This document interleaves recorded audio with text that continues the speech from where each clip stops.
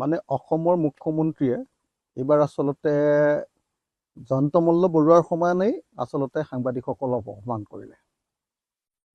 যি বক্তব্য প্ৰদান কৰিলে যে তেওঁ য'তেই যায়, ৰাতি 12টা বজাতে হওক, ৰাতিপুৱা 5টা বজাতে হওক, সাংবাদিকবিলাক আহে। সাংবাদিকবিলাকক তেওঁ মন নাথাকিলেও বাইট দিয়ে এইকাৰণে যে বোলে সাংবাদিকবিলাকে কয় যে 100 টকা এটা নহ'লে আমি নাপাম। মই নাভাবোঁ যে অসমৰ সাংবাদিকে টকা 100 এটাৰ কাৰণে মুখ্যমন্ত্ৰীৰ পিছত বাইক ল'বলৈ ঘূৰি ফুৰে।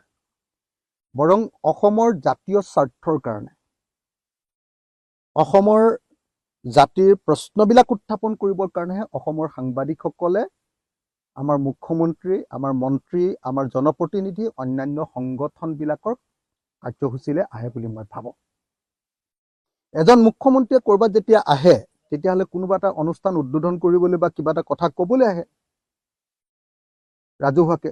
তাত সাংবাদিকে বক্তব্য সোধাটো সেইটো এটা তেনেই স্বাভাৱিক পৰম্পৰা এটা। মইতো ভাবোঁ যে অসমৰ সাংবাদিকসকলে যিমান বাইক ল'বলৈ আগ্ৰহ প্ৰকাশ কৰে, তাতকৈ হিমন্ত বিশ্ব শৰ্মাৰ বাইক দিবলৈ আগ্ৰহটোহে বেছি দেখোঁ মই সদায়।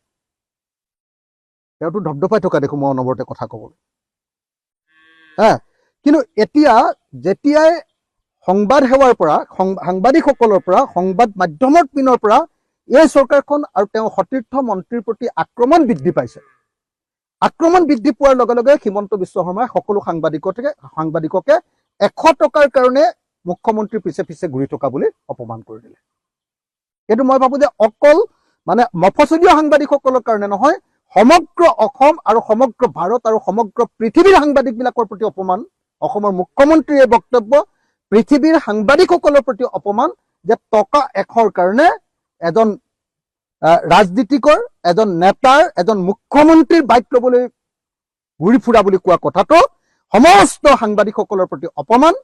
সাংবাদিকসকলে ত্যাগ কৰি, সাংবাদিকসকলে নিজৰ জীৱিকা নিজে, নিজৰ উপাৰ্জন নিজে কৰি, সাংবাদিকতাক বেছিভাগ মফচলীয় সাংবাদিকে আচলতে তেওঁলোকৰ জীৱিকাৰ উৎসৰূপে ব্যৱহাৰ নকৰি তেওঁলোকৰ সমাজ সেৱাৰ এটা অংশৰূপেহে ব্যৱহাৰ কৰে।